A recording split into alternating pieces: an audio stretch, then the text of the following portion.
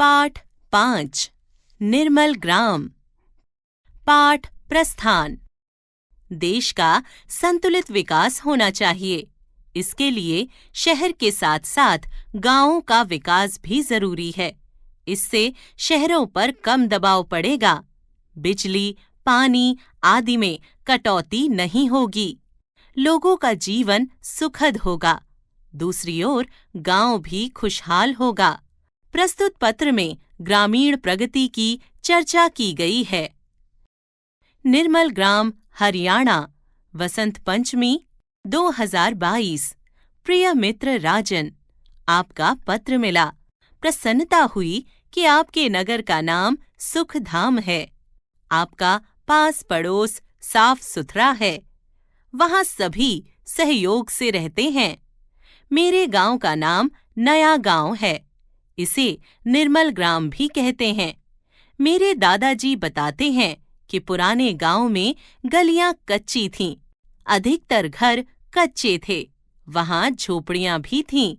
सफाई का उचित प्रबंध नहीं था। पानी निकासी के अभाव में मच्छर मक्खियां पैदा हो जाती थीं। गंदगी के कारण कई प्रकार की बीमारियां फैल जाती थीं। नया गांव तो बस नया गांव ही है। यहाँ सभी के घर पक्के हैं। सरकार ने नए मकान बनाने में गांव वालों की सहायता की है। यहाँ की गलियां पक्की बनाई गई हैं। घर से पानी की निकासी का अच्छा प्रबंध है। मच्छर मक्खी तो बस नाम के रह गए हैं। गांव के चारों ओर एक सड़क बनाई गई है। इसे गांव की फिरनी कहते हैं। सभी ने बाहर गहरे गड्ढे खोदे हैं। इन गड्ढों में कूड़े करकट का निपटान होता है। इसे कचरा टैंक कहते हैं। पशुओं के गोबर के निपटान के लिए एक बड़ा सा वर्गाकार टैंक है। पशुओं का गोबर इसी में डाला जाता है। घर घर में शौचालय बनाए जा रहे हैं। अधिक सफाई रखने के लिए गांव से बाहर सुलभ शौचालय बनाए गए हैं। बालक, बूढ़े, महिलाएं इसका लाभ उठाते हैं। राहगीर भी इनका लाभ उठाते हैं। आप जानना चाहेंगे कि मैं कूड़ा करकट, गोबर, सुलभ शौचालय की बात पत्र में क्यों लिख रहा हूं? असल में इन तीनों स्थानों को इंजीनियरों ने बड़ी कुशलता से आपस में नालियों से जोड़ दिया है। गंदे माने जाने वाले इन स्थानों से एक प्रकार की गैस बनती रहती है।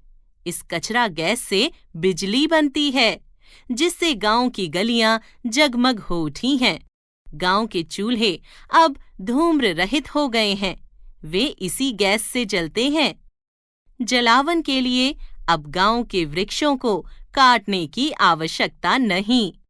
इसी कचरे से खाद बनती है। इस खाद से खेत पहले से अधिक हरे भरे हैं। कुछ लोग हमारे गांव को ऊर्जा ग्राम कहते हैं। पास पड़ोस के गांव के लोग हमारे गांव को देखने आते हैं। गांव में नहर का पानी है। हर घर में नल लगे हैं।